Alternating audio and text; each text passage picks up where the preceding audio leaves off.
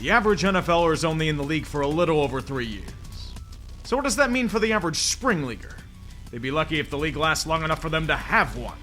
There's no better example of this fragility than the Alliance of American Football. It's been 6 years since the league burned like a supernova. Being well past the average 3.3-year length, we can see who stood the test of time and find themselves on an active NFL roster today. There were plenty of interesting names that came and went in a who's who of football memedom. Trent Richardson's one-yard runs, Christian Hackenberg's infamous flameout, the high-profile return of Johnny Football. But there were plenty of others eager for the opportunity.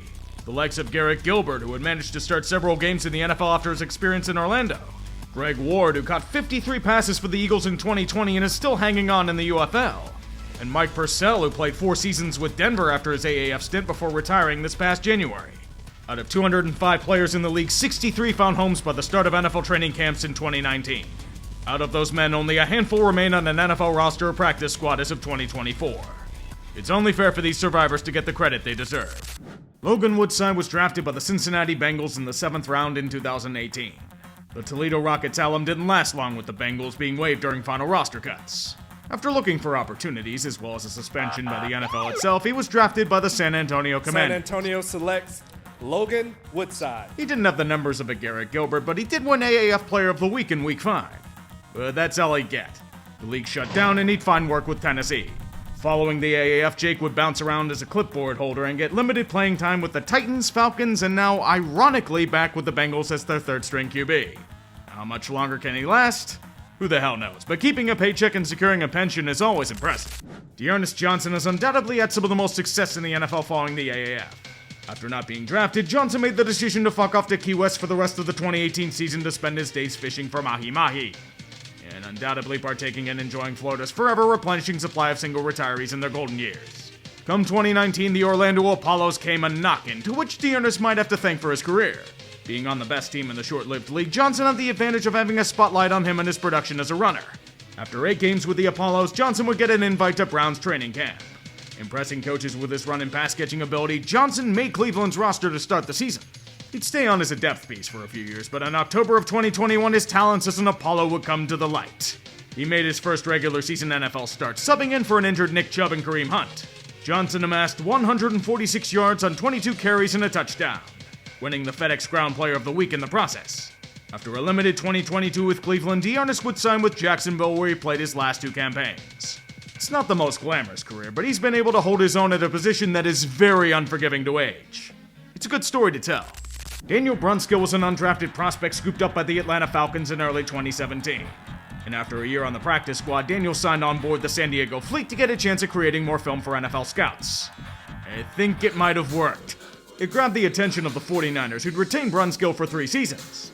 He eventually earned a modest payday, signing with Tennessee on a 2-year, $5.5 million contract to be quality O-line depth. Currently, Daniel stepped in to be the starting center for the Titans in 2024 following an injury to Lloyd Cushenberry. He's not a full-time starter, but versatile linemen always have a role in the league. Elijah Campbell played his 4 years of college ball for 3 schools as a safety, but it wouldn't be enough for him to get drafted in 2018. He'd then be scooped up at the Browns' competing camp, but he wouldn't make the final round of roster cuts. Sitting out all of that year, Elijah then took the opportunity to join the Birmingham Iron, playing all 8 games of their ill-fated season. Campbell would then follow this up by joining the DC Defenders in XFL 2.0. Bad luck followed him there. However, his time with the 2 Spring Lakes managed to earn a spot on the Jets' practice squad during the 2020 season. He was even elevated to the 53-man roster for a game. And although Campbell was waived the following August, he was quickly swiped off it by the Miami Dolphins, who've re-signed Campbell twice since. And he remains on the team's roster to this day. He survives as both a backup secondary player and special teamer. Not a world beater, but someone that fills a role. Teams always need those guys. Coming out of Georgia Southern, Younghoe Koo had an 88% success rate on kicks. Like most kickers, he wasn't drafted, instead signing with the uprooted San Diego Chargers. This made Koo the 4th South Korean player born in the NFL. Although he was able to beat out veteran Josh Lambo, Koo fell victim to the San Diego curse. Kickers don't do well there. He'd get cut in very short order. Koo would go on to sign with the Atlanta Legends of the Alliance, scoring the first points in AAF history with a 38-yard field goal against Orlando. Koo would go on to have great success in the Alliance, and at the time of collapse was a perfect 14 for 14 on field goals for the season. Despite his success, several teams would pass on signing Koo. Until finally in October 2019, the Patriots signed him to their practice squad as insurance for Stephen Gostkowski. He lasted 11 days. He'd only be unemployed for a week. Koo signed with the Atlanta Falcons after a shaky start from Matt Bryant, their franchise's leading scorer. In his first game as a Falcon, Koo would go a perfect 4 for 4 and never look back. The very next season, Younghoe led the entire league with 37 field goals made and 144 total points scored in the year. He'd go on to sign a 5-year extension in 2022 and continues with Atlanta to this very day. He had a sluggish 2024, but is still seen as one of the more reliable kickers in the NFL. It's a confidence game, and Younghoe has to thank the AAF for that. Nick is a folk hero around the NFL, playing on 6 teams roster starting with the Cowboys in 2007. He'd spent 6 years with the Jets and had a particularly legendary year with the Bucs in 2017. Legendary in the meme world, I mean.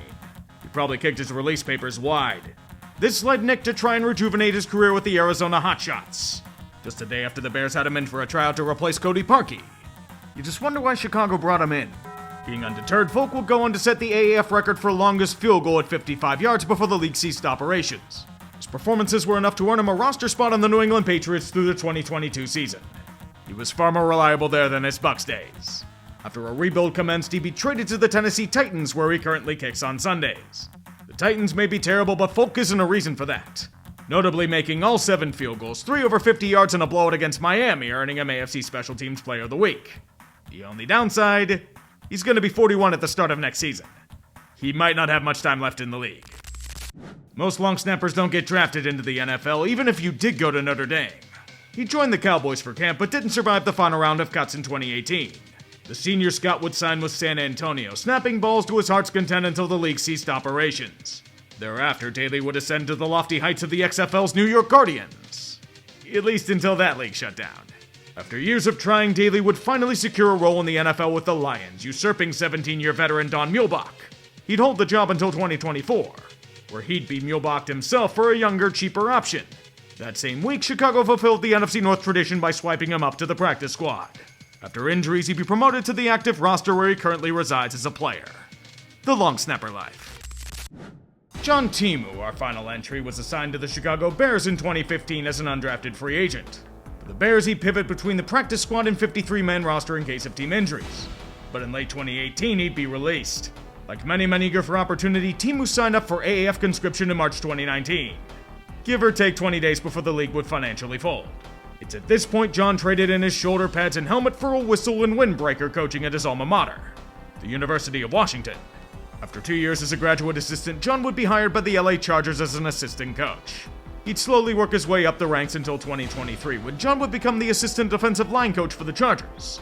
This leads to his current occupation, as a defensive assistant for the Atlanta Falcons. He's not in a 53-man roster, but it still counts. Although the AAF couldn't even survive a year, one thing I took note when going through these players' careers was how often their tenures were sandwiched between stints in the NFL. The Alliance often provided a chance to play in a lower-stakes league for scouting tape and highlight reels. After years of stumbling, we eventually would get a stable spring football product in the UFL. Hopefully stable. But this list goes to show the story of the Almighty Shield can be guided and shaped by those overlooked or given a second chance. But me? I'm just a fan of watching things burn to the ground. Founder and CEO, Charlie Ebersol.